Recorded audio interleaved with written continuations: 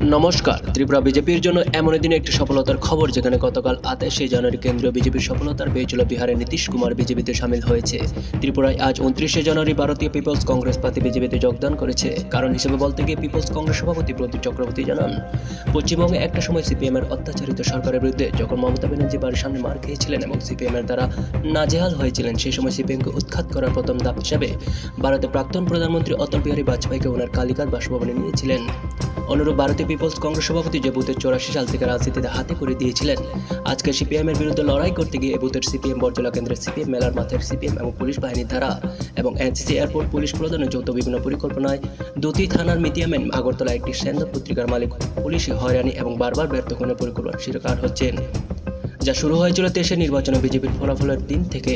তাই ভারতীয় পিপলস কংগ্রেস সভাপতি প্রদীপ চক্রবর্তী আগামী দিনে আরও কঠিনভাবে সিপিএমের 35 বছরের খুন সন্ত্রাস দুর্নীতির বিরুদ্ধে কঠিনভাবে লড়াই করতে গিয়ে ভারতীয় পিপলস কংগ্রেস পুরো দলে নিঃস্বার্থভাবে বিজেপিতে সামিল হয়ে গিয়েছে। বিজেপির সমর্থক হিসেবে প্রাক্তন পিপলস কংগ্রেস সভাপতি দুর্জয়নগর বিজেপি সহ বরজলা কেন্দ্রের প্রাক্তন বিধায়ক মণ্ডল সভাপতি সহ সমস্ত কাউন্সিলর নেতাদের কাছে বিশেষভাবে অনুরোধ রাখেন, সিপিআইএমের চক্রান্তের ফাঁদে যেন পা না দেন এবং প্রদীপ চক্রবর্তীর বাড়িতে যেন সবাই মিলে নিরাপত্তার ব্যবস্থা করেন।